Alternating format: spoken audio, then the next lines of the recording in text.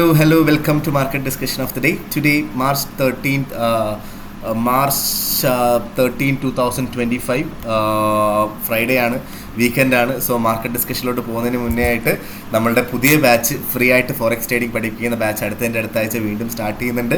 Free ആയിട്ട് forex trading പഠിക്കണം എന്നുള്ള എല്ലാ ആൾക്കാർക്കും എൻ്റെ ഡിസ്കഷൻ ബോക്സിൽ നമ്പർ ഉണ്ടാവും, എനിക്ക് മെസ്സേജ് അയച്ചു കഴിഞ്ഞാൽ ബാക്കി കാര്യങ്ങൾ ഞാൻ കോർഡിനേറ്റ് ചെയ്യുന്നതായിരിക്കും. എടുത്ത് ഓർമ്മിപ്പിച്ച് പോവുകയാണ്.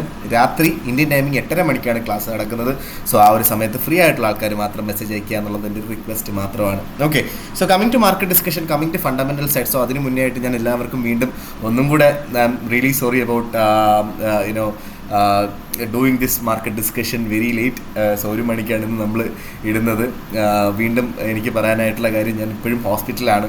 ഓക്കെ, അതുകൊണ്ടിട്ട് തന്നെ അതിൻ്റേതായ കുറച്ച് കാര്യങ്ങളൊക്കെ എഴുന്നേക്കാൻ പറ്റാത്ത അവസ്ഥകളൊക്കെ ആയതുകൊണ്ടിട്ടാണ് ഇത് ലേറ്റായി പോകുന്നത്. ഓക്കെ, സോ മാർക്കറ്റ് ഡിസ്കഷനിലോട്ട് പോകുമ്പം നമുക്ക് ഫണ്ടമെൻ്റൽ സൈഡിലോട്ട് പോകാം. ഫണ്ടമെൻ്റൽ സൈഡിൽ ഇത് നമുക്കറിയാം വലിയ പ്രശ്നങ്ങൾ നടക്കുന്നുണ്ട് മിഡിൽ ഈസ്റ്റിൽ. സോ അതിനകത്ത് പ്രത്യേകിച്ച് വലിയ മാറ്റങ്ങളൊന്നും തന്നെ ഇല്ല.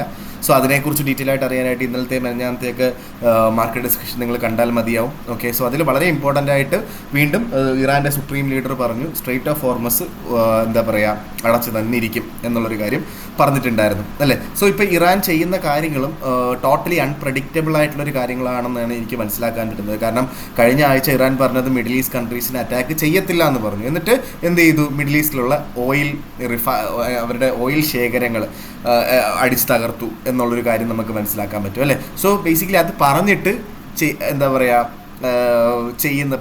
ഞങ്ങളൊന്നും ചെയ്യത്തില്ല എന്ന് പറഞ്ഞിട്ട് ചെയ്യുന്നൊരു കാര്യം, വി ആർ അൺപ്രഡിക്റ്റബിൾ എന്നുള്ളൊരു പണ്ട് US ഒക്കെ ചെയ്യുന്ന പരിപാടിയാണ് ഇപ്പോൾ ഇറാൻ ചെയ്തുകൊണ്ടിരിക്കുന്നത് അല്ലേ. സോ അതേപോലെ തന്നെ ഇപ്പം സ്ട്രെയ്റ്റ് ഓഫ് ഹോർമസിൽ യൂറോപ്പിൻ്റെയും US-ൻ്റെയും കപ്പലുകൾ മാത്രമേ തടയുള്ളൂ എന്ന് പറഞ്ഞിട്ട് ഇന്ത്യയുടെയും ചൈനയുടെയൊക്കെ കപ്പൽ തടഞ്ഞിട്ടുണ്ടായിരുന്നു. സോ അൺപ്രഡിക്റ്റബിൾ ആയിട്ടുള്ള കാര്യങ്ങൾ അവർ ചെയ്യുന്നു എന്നുള്ളൊരു കാര്യം നമ്മൾ മനസ്സിലാക്കുക. സോ അതുകൊണ്ടിട്ട് തന്നെ ഈ മാർക്കറ്റ് നമുക്ക് എങ്ങോട്ട് പോകും എന്നുള്ളൊരു കാര്യത്തിന് നമുക്ക് പ്രത്യേകിച്ച് നമുക്ക് ഈ വാർ എങ്ങോട്ട് പോകുന്നു എന്നുള്ളൊരു കാര്യം നമുക്കറിയില്ല. പക്ഷേ വലിയ രീതിയിലുള്ള പ്രഷർ US-നും ഇസ്രായേലിനും ഉണ്ടായിട്ടുണ്ട് എന്ന് ഞാൻ മനസ്സിലാക്കുന്നു.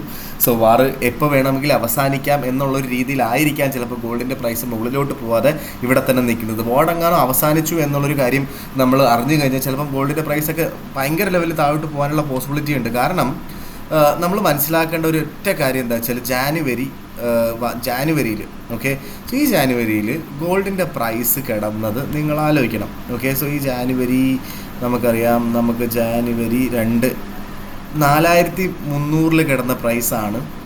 ഓക്കെ, 4300 കിടന്ന പ്രൈസാണ് ജാനുവരി 29-ാം തീയതി 5600 എത്തിയത്. ഓക്കെ, സോ $1200 നിങ്ങൾ ഗോൾഡിൻ്റെ പ്രൈസൊക്കെ എടുത്ത് നോക്കിയാൽ നിങ്ങൾക്ക് മനസ്സിലാവും. $1200 ഒരു 10-20 ദിവസം കൊണ്ട് പോകാമെന്ന് പറഞ്ഞു കഴിഞ്ഞാൽ അത് നടക്കുന്നൊരു കാര്യമില്ല. ഇത് ഗോൾഡ് ആരും പ്രൊഡ്യൂസ് ചെയ്ത കാര്യമൊന്നുമല്ല. ഓക്കെ, ഈ ഗോൾഡ് മാനുഫാക്ചർ ചെയ്തെടുക്കാനായിട്ട് ഈ ഒരു ലോട്ട് ഓഫ് ഗോൾഡ്, അതായത് 31.4 ഗ്രാം ഗോൾഡ് പ്രൊഡ്യൂസ് ചെയ്ത് അല്ലെങ്കിൽ മാനുഫാക്ചർ ചെയ്തെടുക്കാനായിട്ട് $5600 ഒന്നും വേണ്ട, ഒരു $1000 താഴെയൊക്കെ ആവത്തുള്ളൂ. ഓക്കെ, സോ നിങ്ങൾ വേറൊരു കാര്യം കൂടെ മനസ്സിലാക്കേണ്ട കാര്യം എന്താ വെച്ചാൽ നമ്മളുടെ സെപ്റ്റംബറിലെ പ്രൈസ് അല്ലെങ്കിൽ ഓഗസ്റ്റ് ലാസ്റ്റിലുള്ള ഗോൾഡിൻ്റെ പ്രൈസ് ഒരു ലോട്ടിന് $3300 ഉള്ളൂ. $3300, അതായത് വെറും 6 മാസം മുന്നേ $3300 ഉള്ളൊരു സാധനം എങ്ങനെ 6 മാസം കഴിയുമ്പോൾ 5600 ഓക്കെ, ഇതാണ് എൻ്റെ ചോദ്യം. Almost double.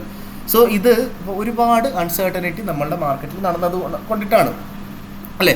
സോ ഈ അൺസർട്ടനിറ്റി തീരുമ്പോൾ ഒരേ ബലൂണിൻ്റെ കാറ്റഴിച്ച് വിട്ടതുപോലെ ഈ പ്രൈസൊക്കെ അങ്ങ് താഴെ വീഴും. അതുകൊണ്ടിട്ട് കണ്ണും പൂട്ടി ഈ പറയുന്ന ഗോൾഡ് വാറാണ്, അൺസർട്ടനിറ്റിയാണ് എന്ന് പറഞ്ഞ് ഗോൾഡ് സ്റ്റോപ്പ് ലോസ് ഇല്ലാതെ ട്രേഡ് ചെയ്യരുത് എന്നുള്ളൊരു കാര്യം ഞാൻ ആദ്യമേ തന്നെ എടുത്ത് പറഞ്ഞു വയ്ക്കോട്ടെ.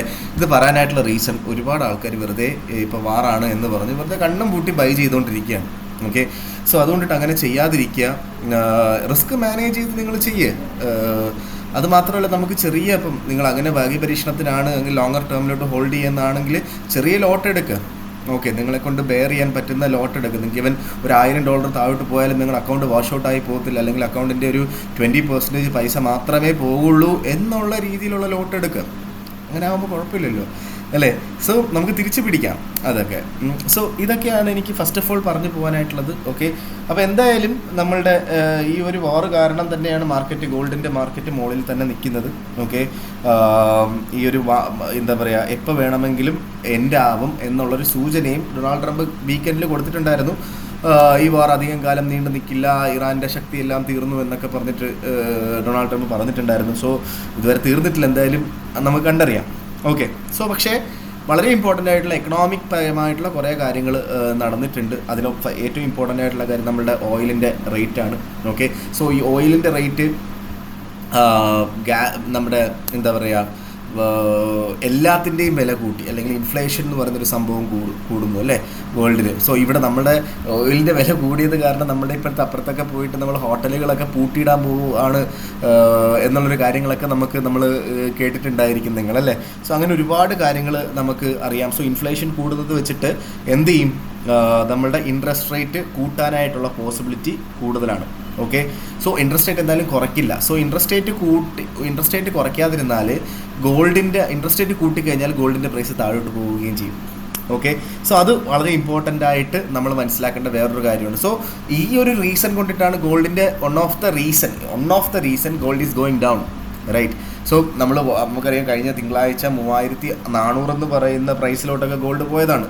സോ ഈ ഒരു കാര്യം കാരണം എന്ത് സംഭവിക്കുന്നു, നമ്മുടെ ഡോളറിൻ്റെ റേറ്റ് കൂടുന്നു, ഡോളറിൻ്റെ വാല്യൂ കൂടുന്നതിനനുസരിച്ചിട്ട് എന്ത് സംഭവിക്കുന്നു, നമ്മുടെ GBP USD അതിന് എഗെയിൻസ്റ്റ് ആയിട്ട് നിൽക്കുന്നു. GBP USD, Euro USD, gold XAU USD, ഇത് മൂന്നിൻ്റെയും പ്രൈസ് കുറയുന്നു. നേരെ JPY നമ്മൾ എടുത്തു കഴിഞ്ഞാൽ എന്താണ്, 159.43 നിൽക്കുന്നു. ഓക്കെ, സോ എന്തുകൊണ്ടാണ് ബാക്കിയെല്ലാം കുറഞ്ഞിട്ട് JPY മാത്രം മുകളിലോട്ട് പോകുന്നത്?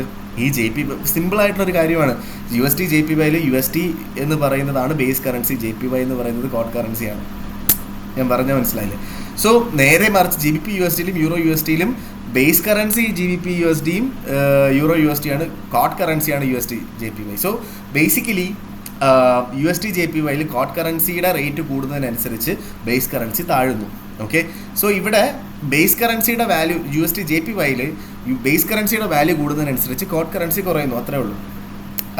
ഓക്കെ, ബേസ് കറൻസിയുടെ വാല്യൂ കൂടുന്നതിനനുസരിച്ച് ഇതിൻ്റെ ടോട്ടൽ വാല്യൂ കൂടുന്നു. ഓക്കെ, സോ USD ആണല്ലോ ബേസ് കറൻസി, അപ്പോൾ അത് വെച്ചിട്ട് USD JPY മുകളിലോട്ട് പോകുന്നു. അല്ലാതെ JPY എന്ന് പറയുന്ന കറൻസിയിൽ ഭയങ്കരമായൊരു സ്ട്രെങ്തൻ ആവുന്നു എന്നല്ല അതിൻ്റെ മീനിങ്. ഓക്കെ, സോ നമുക്ക് നേരെ നമ്മളുടെ നമ്മളുടെ ടെക്നിക്കൽ സൈഡിലോട്ട് പോവാം. ഓക്കെ, സോ ടെക്നിക്കൽ സൈഡിലോട്ട് പോകാൻ നേരത്ത് നമുക്ക് ഫസ്റ്റ് ഓഫ് ഓൾ നമുക്ക് USD JPYയിലോട്ട് തന്നെ പോവാം. സോ USD JPY ഇന്നലെ നമ്മൾ പറഞ്ഞ ഓപ്പർച്യൂണിറ്റി 158 അവിടുന്ന് ബൈ ചെയ്യാൻ പറഞ്ഞിട്ടുണ്ടായിരുന്നു. സോ അവിടുന്ന് ബൈ ചെയ്തിട്ടുള്ള ആൾക്കാർക്ക് അത്യാവശ്യം നല്ല രീതിയിലുള്ള പ്രോഫിറ്റ് കിട്ടിയിട്ടുണ്ട് എന്നുള്ളൊരു കാര്യം എനിക്ക് തോന്നുന്നു. കാരണം നമ്മൾ ഇന്നലെ 11:30 മണിക്ക് പറഞ്ഞിട്ടുണ്ടായിരുന്നു അവിടെ മുകളിലാണ് എങ്കിൽ നമുക്ക് ബൈ ചെയ്ത് മുന്നോട്ട് പോകാം, അവിടെ സസ്റ്റെയിൻ ചെയ്യുകയാണ് എങ്കിൽ നമുക്ക് ബൈ ചെയ്ത് മുന്നോട്ട് പോകാം എന്നുള്ളൊരു കാര്യം അല്ലേ. സോ ഇന്ന് എനിക്ക് പറയാനായിട്ടുള്ള ഓപ്പർച്യൂണിറ്റി 159.47 നിൽക്കുന്നു. ഓക്കെ, സോ നമുക്ക് സേഫായിട്ടുള്ളൊരു എൻട്രി എന്ന് പറയുന്നത് നമുക്കൊരു ഒരു പുൾ ബാക്ക് കിട്ടുമ്പോഴാണ്. Okay, pull back in the sense ഒരു 158 റേഞ്ചിലോട്ടൊക്കെ കിട്ടിക്കഴിഞ്ഞാൽ സേഫായിട്ട് ബൈ ചെയ്യാം. ഓക്കെ, ഇല്ലാത്ത പക്ഷം നമുക്ക് 158.80 159 റേഞ്ചിലോട്ടൊക്കെ വീണ്ടും കിട്ടുകയാണ് എങ്കിൽ നമുക്ക് അവിടുന്ന് ബൈ ചെയ്ത് പോകുന്നത് കൊണ്ടിട്ടും തെറ്റില്ലാത്ത കാര്യമാണ്.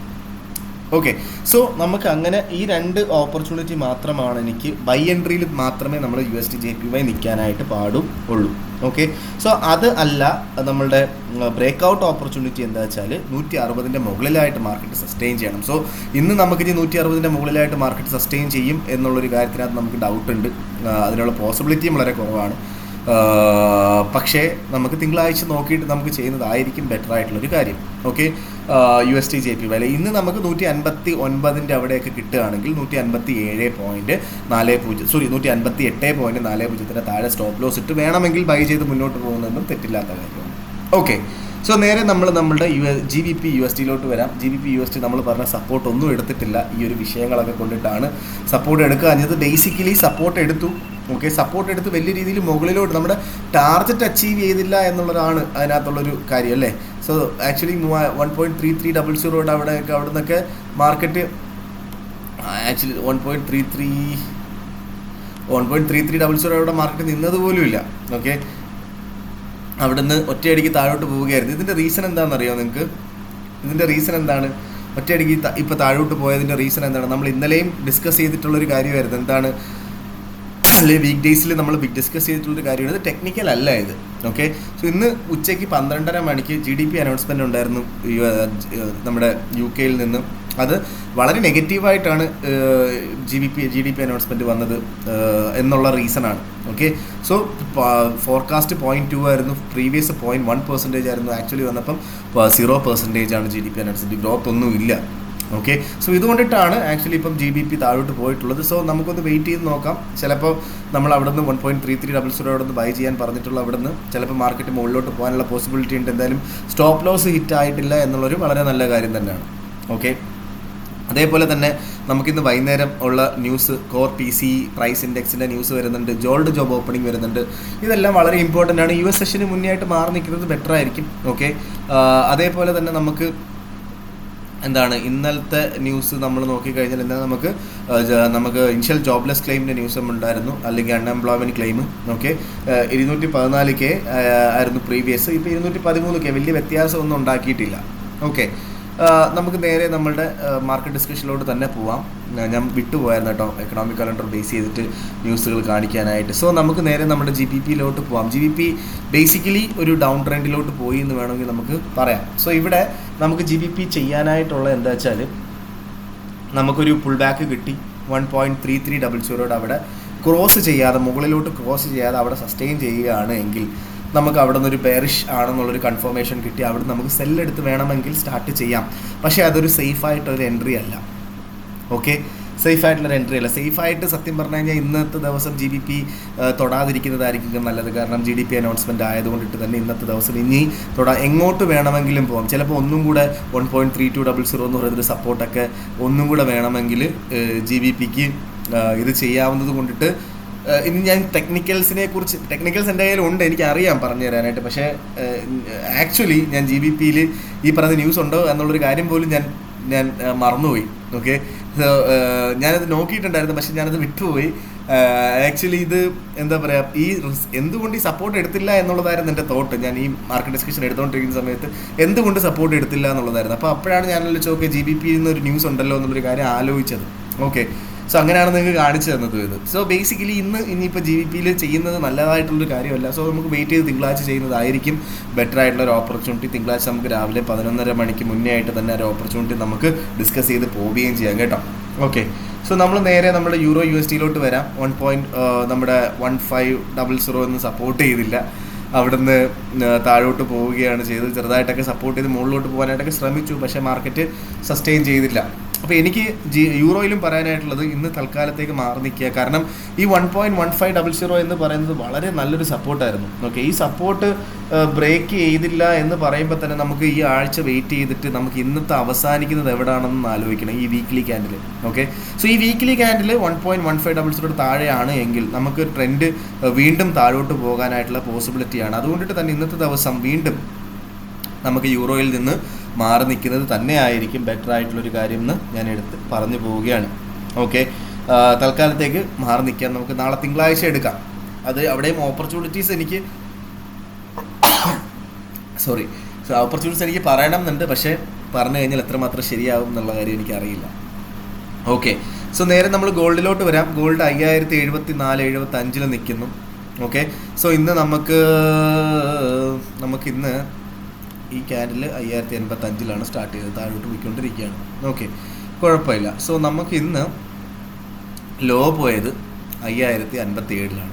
ഓക്കെ, സോ ഇന്ന് ബോഡി ലോ പോയത് 5079, ഓൾമോസ്റ്റ് 5080 എന്ന് കൂട്ടാം നമുക്ക്. ഓക്കെ.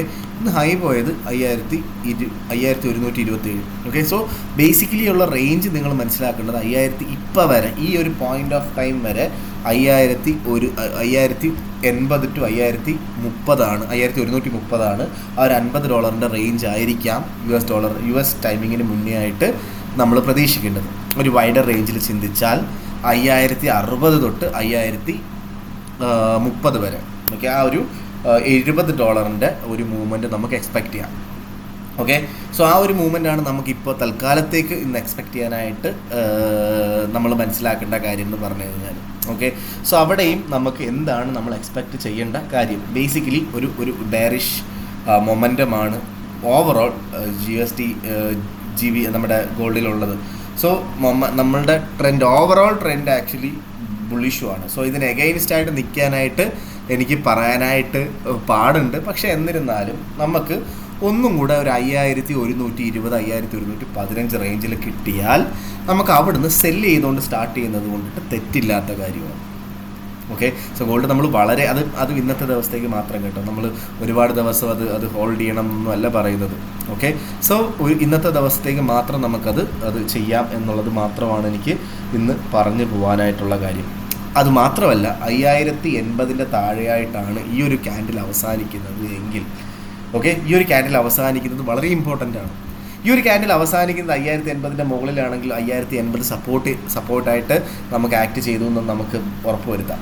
ഈ ഒരു ക്യാൻഡിൽ അവസാനിക്കുന്ന 5080 താഴെയാണെങ്കിൽ നമുക്കൊരു ബെയറിഷ് മൊമെൻറ്റുമായിരിക്കും, മാർക്കറ്റ് താഴോട്ട് പോകും.